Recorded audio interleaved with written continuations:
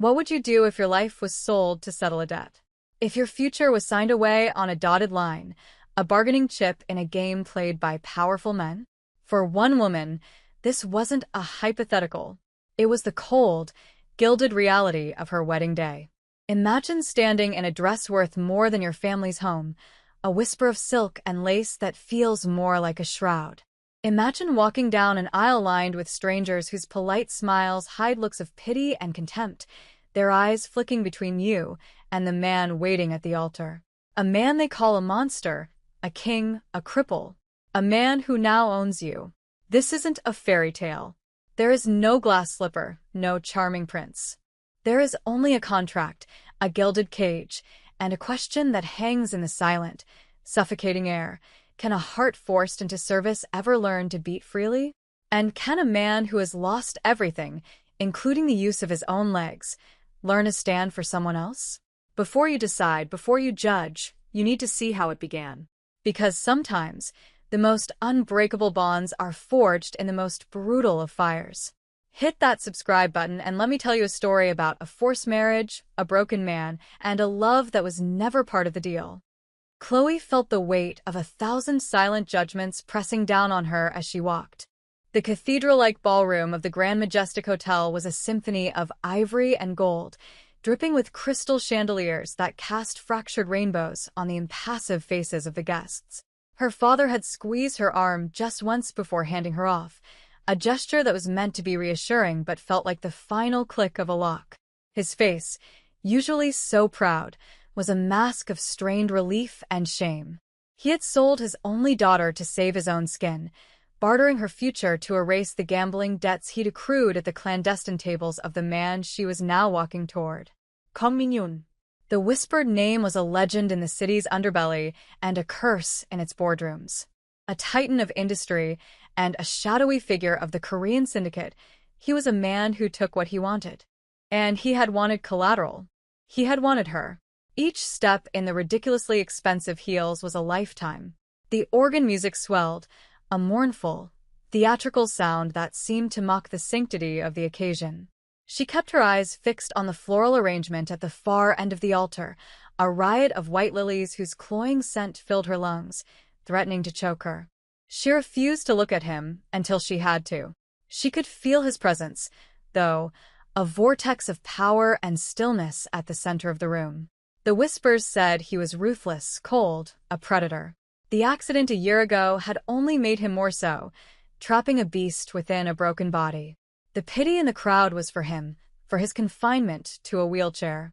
The contempt was for her, the beautiful, dark-skinned girl from the other side of the city, the price paid for her father's weakness.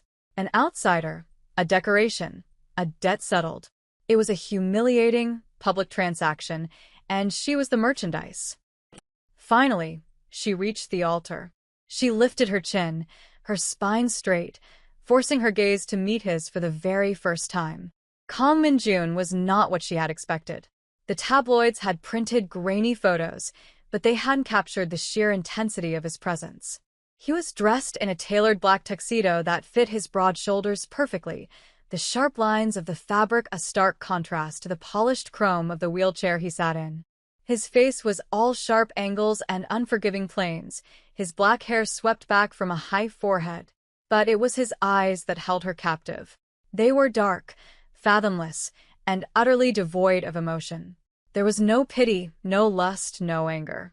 There was only a terrifying, assessing stillness, as if he were cataloging her flaws, calculating her worth down to the last cent. He didn't offer a hand. He didn't smile. He simply watched her. The officiant, a man who looked distinctly uncomfortable, began to speak, his voice a nervous tremor in the vast hall.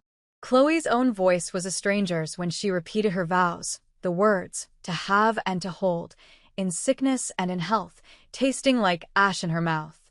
When it was his turn, his voice filled the room, a low, resonant baritone that held a surprising, chilling authority.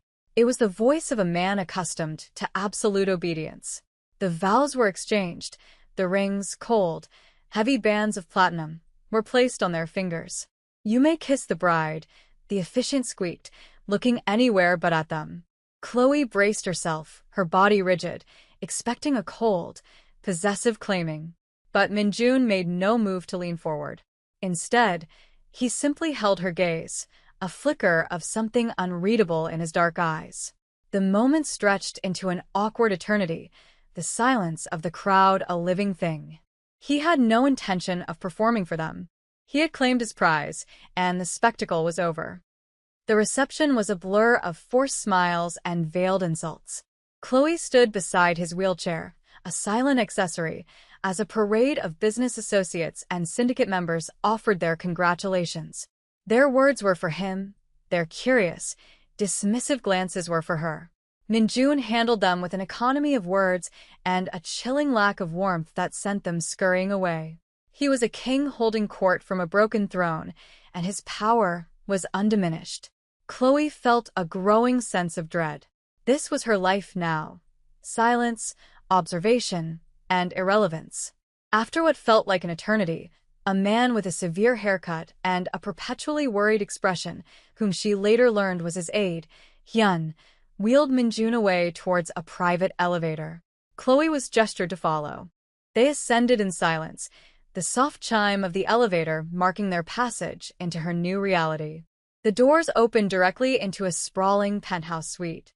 The air was cold, sterile. Everything was glass, chrome, and shades of gray. It was less a home than a corporate headquarters, magnificent and utterly devoid of life. Minjun wheeled himself over to a vast window that overlooked the glittering cityscape. He stared out at it for a long moment, his back to her. Chloe waited, her hands clenched at her sides, the silk of her dress feeling slick with sweat. The silence stretched, thick and suffocating. She didn't know the protocol. Was she supposed to speak? To wait? Finally, he spoke, his voice not turning from the window. Take off the dress. Chloe froze, a cold knot of fear tightening in her stomach. This was it. The payment. She had prepared for this, had walled off a part of her mind, but the brutal command still stole her breath. He finally turned his chair to face her, his expression as impassive as ever. His eyes raked over her, from the intricate beading on the bodice to the terrified look on her face. Then came the words that truly shattered her. It's a rental. I want it returned in perfect condition. Your own things are in the second bedroom. That will be your space. You will find a contract on the desk in there. It outlines your duties, your allowance, and the rules of this arrangement. Read it. Sign it. We will have dinner together 3 times a week for appearances. You will not embarrass me. You will not speak to the press. And you will not, under any circumstances, enter my wing of the penthouse uninvited. Do you understand? Chloe could only stare, her mind reeling. He hadn't demanded her body. He had demanded her compliance. He hadn't spoken of a marriage, but of an arrangement. The cold, transactional nature of his words was more shocking than any physical demand would have been. It was a complete and utter dismissal of her as a person. She wasn't a wife. She was an employee, a fixture in his pristine, empty life. A ghost to haunt his penthouse for the sake of appearances. Yes, she managed to whisper, the single word scraping her raw throat. Good, he said, his tone final. He turned his wheelchair and navigated the vast, empty living room with a practiced, silent efficiency, disappearing down a long, dark hallway, his wing.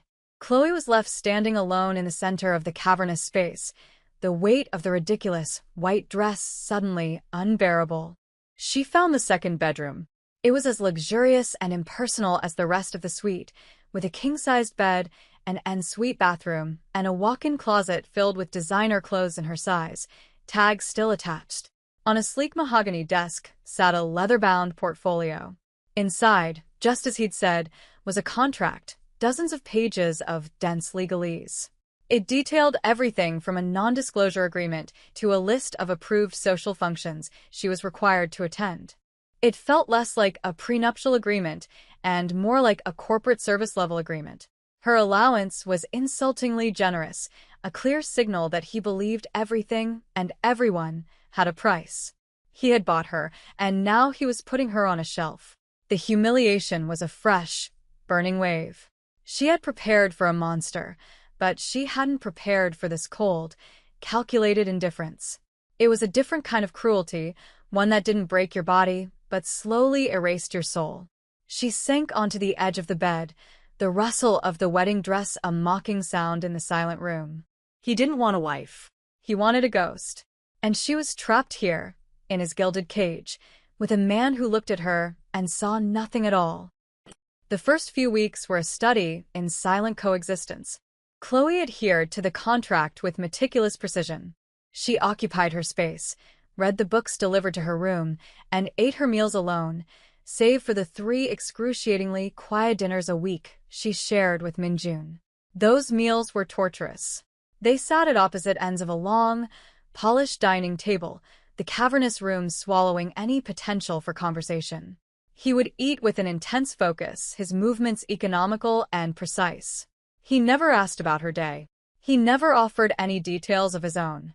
He would simply state his observations on business, politics, or the markets, as if he were dictating a memo rather than speaking to his wife. Chloe learned more about the fluctuating price of shipping steel than she ever had about the man sitting across from her. She saw the true extent of his isolation. Staff moved through the penthouse like phantoms, speaking in hushed tones, their eyes always averted. The only person who spoke to Minjun with any familiarity was Hyun, his aide, and even their conversations were clipped and professional. One evening, unable to sleep, Chloe wandered into the main living area. A strange, rhythmic thudding sound drew her towards the far end of the room, near the entrance to Minjun's wing. Peeking around the corner, she saw a door slightly ajar, light spilling from within. It was a private gym, and inside, Minjun was heaving himself from his chair onto a workout bench, his knuckles white with the strain. He was attempting to bench press a staggering amount of weight, his face a mask of raw effort and fury. His arms, she noticed, were incredibly powerful, the muscles cording under his skin. But it was the grunt of pure, unadulterated frustration he let out when he failed to lift the bar on his final rep that made her flinch. The heavy weight crashed back onto the rack with a deafening clang.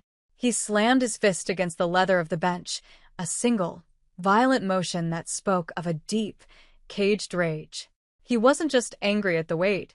He was angry at his body, at the world, at the prison his own flesh had become. Chloe retreated silently, her heart pounding.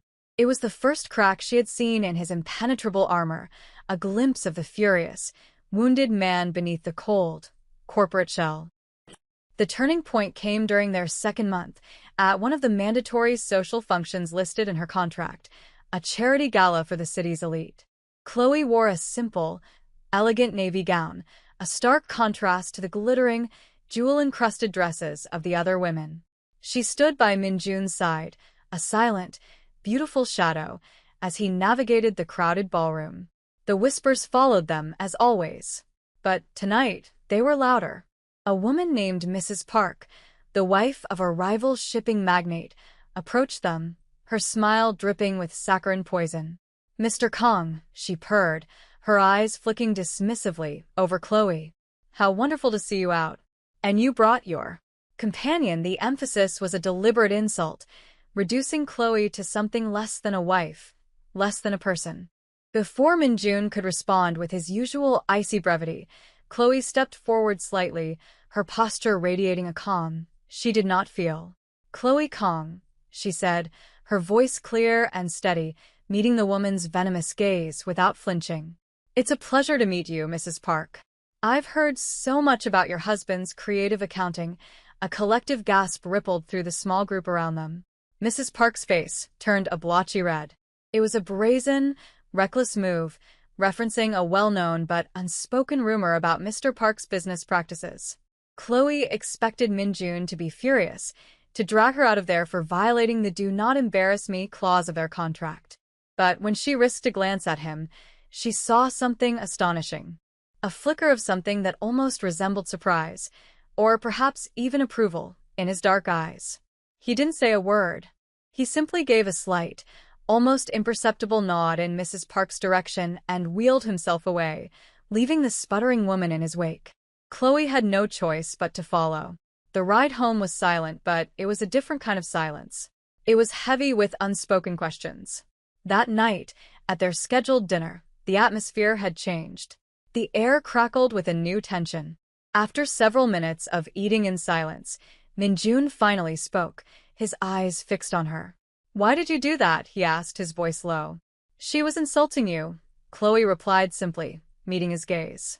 "She was insulting us," he considered her for a long moment. "No one has defended my honor in a very long time," he said, the words flat, devoid of emotion, yet carrying an immense weight. "They're all too afraid of me. Or they pity me," he paused. "You are not afraid. And you do not pity me. Why?" The arrival of Sujin felt like a storm front moving in, an atmospheric pressure drop that promised destruction. She appeared at the penthouse unannounced one afternoon, gliding past the security as if she still owned the place. She was exquisitely beautiful, with the delicate, porcelain features of a doll and the cold, sharp eyes of a predator. She was dressed in a vibrant red dress that was a slash of violent color in the monochromatic gray of the apartment. Chloe was reading in the living room when Sujin swept in, her gaze landing on Chloe with open, undisguised contempt. "So," she said, her voice a silken weapon, "you're the replacement." I must say, he has eclectic taste now. Before Chloe could respond, Minjun emerged from his wing, his chair moving silently across the marble floor. His face, usually a mask of indifference, was tight, a muscle twitching in his jaw. "Sujin," he said, his voice dangerously low. "You are not welcome here." Sujin laughed, a brittle, unpleasant sound. "Oh, darling, don't be like that. I heard you'd finally gotten married and I had to come and see the bride. I wanted to see the woman who is worth the merger with Omnicorp." Her eyes raked over Chloe again. "I suppose when you can't have quality, you settle for novelty." The racist barb hung in the air, thick and poisonous. Chloe felt a hot flush of anger, but she held her ground, refusing to give Sujin the satisfaction of a reaction. Minjun's knuckles were white where he gripped the wheels of his chair. "Get out, Sujin. Not before I say what I came to say," she purred, taking a step closer to him, completely ignoring Chloe. "They're laughing at you, you know. The old families.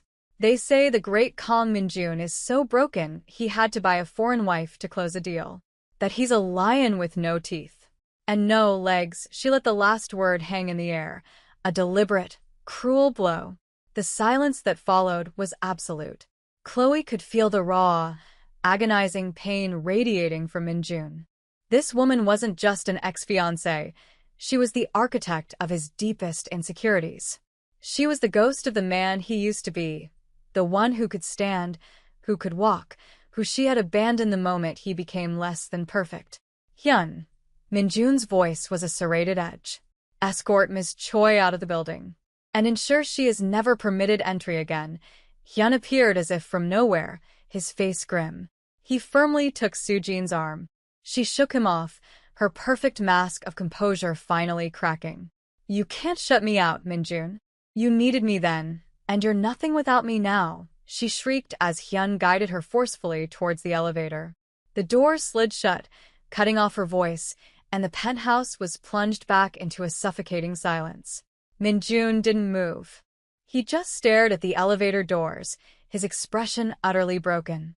For the first time, Chloe saw not a mafia boss or a corporate titan, but a man drowning in his own pain. That night, Minjun missed their scheduled dinner. Chloe ate alone, the silence of the vast dining room feeling heavier than ever. She knew he was in his study. She had heard the soft whir of his wheelchair an hour ago. The contract dictated she was not to enter his wing, but the memory of the raw agony on his face after Sujin's visit gnawed at her. She thought about the cold indifference he had shown her, the transactional nature of their existence. And yet, she also remembered the flicker of surprise in his eyes at the gala and the stark vulnerability she'd witnessed in the gym. He was more than the contract. He was a man in profound pain. Making a decision, she pushed back her chair. In the kitchen, she found a tin of barley tea she'd noticed Hyun sometimes prepared for him. Her hands worked on autopilot, heating the water, measuring the grains, her mind a whirlwind of uncertainty. Was she overstepping? Violating the most sacred rule of their arrangement? Carrying the steaming mug, its simple, earthy scent filling the air, she walked to the forbidden hallway. The door to his study was open a crack. She hesitated, then knocked softly. There was no reply. Taking a breath, she pushed the door open. Minjun was by the window, his back to her, the city lights a-sprawling, indifferent galaxy below. The room was dark, save for the glow of the city and a single desk lamp illuminating scattered papers. "I told you not to come in here," he said, his voice rough, weary. He didn't turn around. "I know," Chloe said softly. She walked further into the room, placing the mug on a small table near his chair. "I thought you might want this." He was silent for a long time. She could see the tension in his shoulders, the rigid set of his spine. She expected him to order her out, to reprimand her for her insolence. She started to turn, to retreat back to her side of the cage. "She was there," he said suddenly, his voice so low she barely heard it. "The day of the accident. We were arguing. She wanted a bigger ring, a bigger wedding, a bigger headline. I was driving too fast." Angry, he finally turned his chair, and in the dim light, she could see the glistening track of a tear on his cheek. He made no move to wipe it away. His face was a canvas of grief and self-loathing. "When I woke up in the hospital, the first thing I saw was her face. She wasn't looking at me with concern. It was disgust. Calculation. She stayed just long enough to hear the doctor say the damage was permanent. Then she was gone. She didn't just leave me. She vanished, taking half my investors with her, telling everyone I was finished." Chloe sank into the chair opposite him, her own heart aching with a pain she couldn't name. She didn't offer platitudes or empty comforts.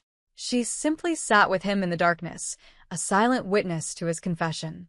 The warm steam from the barley tea rose between them, a fragile, fragrant peace offering in the suffocating silence of his gilded prison.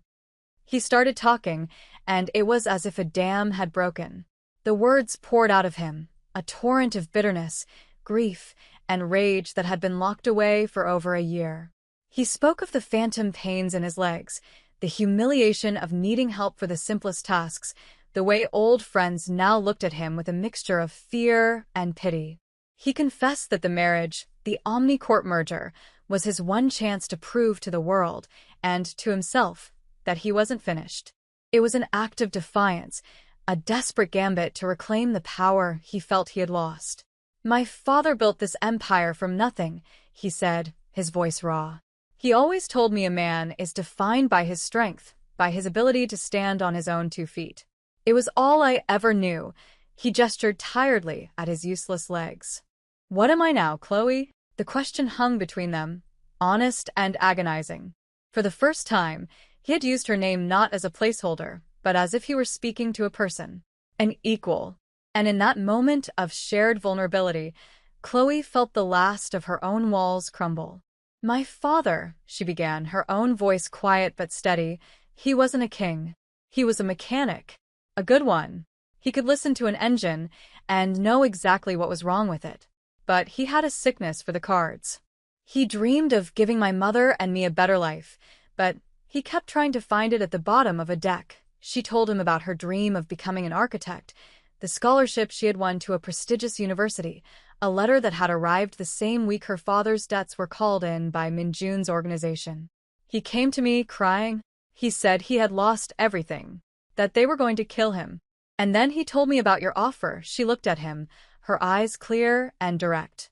"You talk about what defines a man. I think it's the choices he makes when he has nothing left.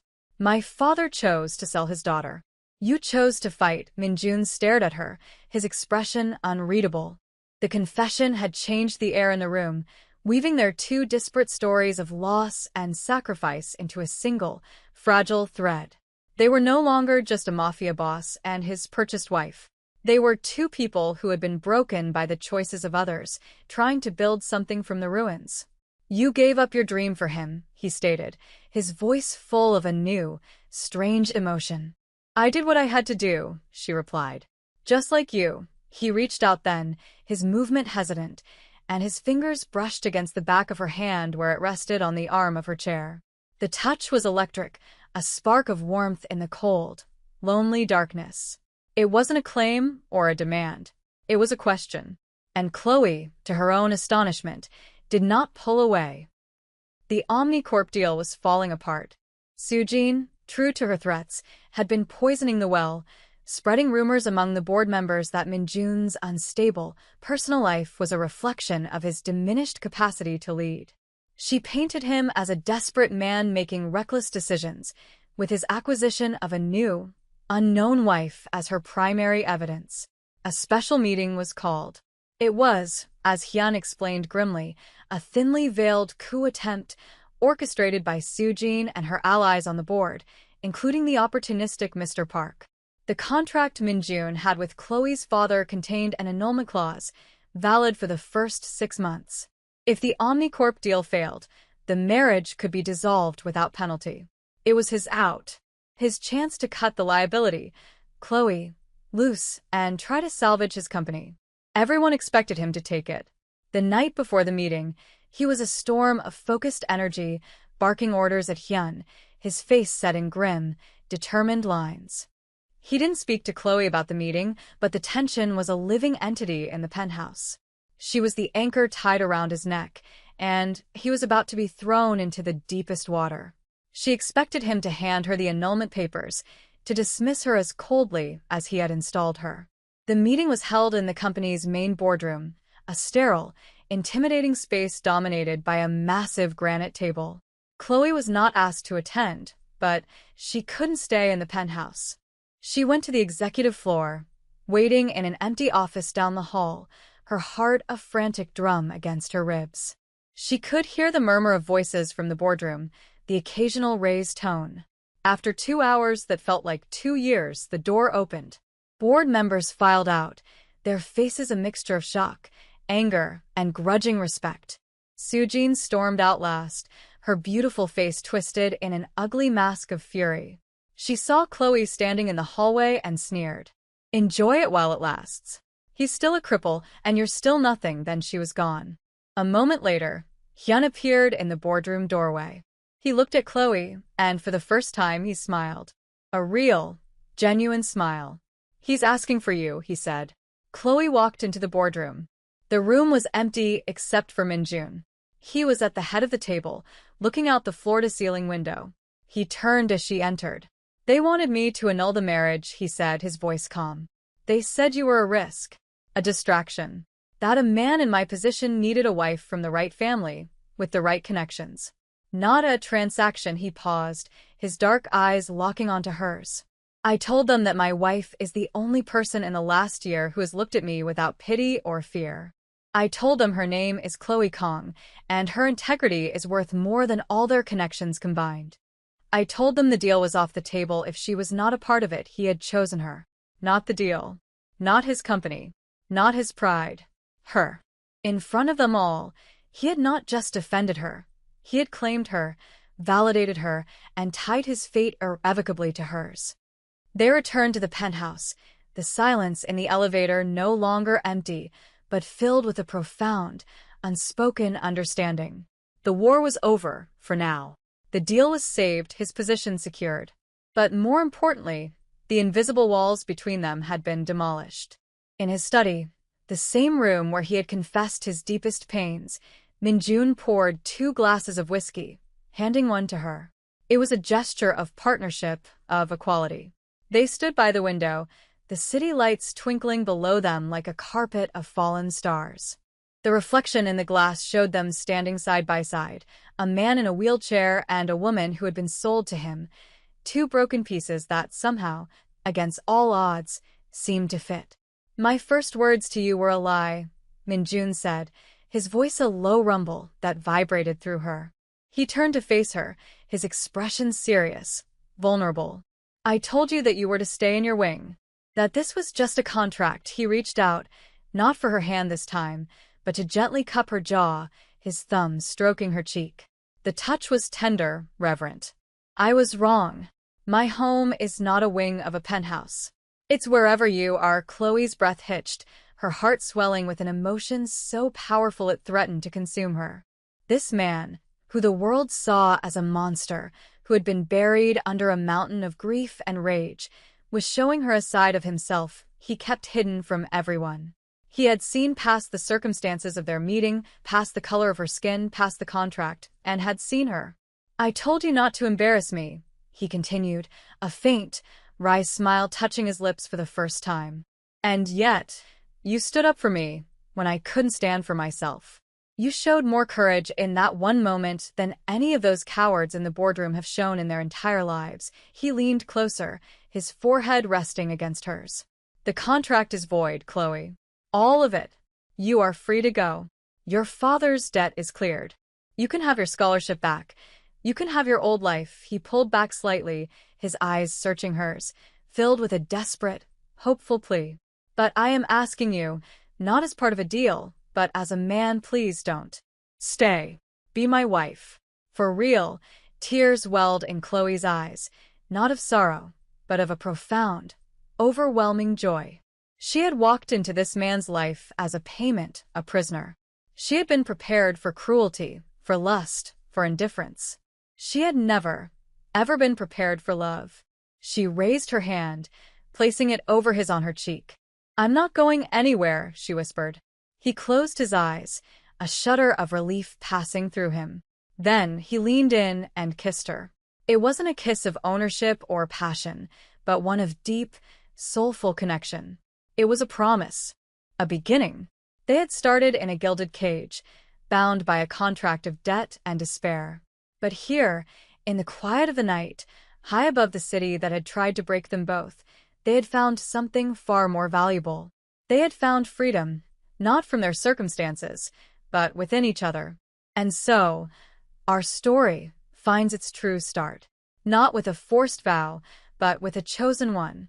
It's a reminder that sometimes the most beautiful futures are built on the foundations of a broken past. What do you think happens next? Let me know in the comments, and don't forget to like and subscribe for more stories that prove love can bloom in the most unexpected places.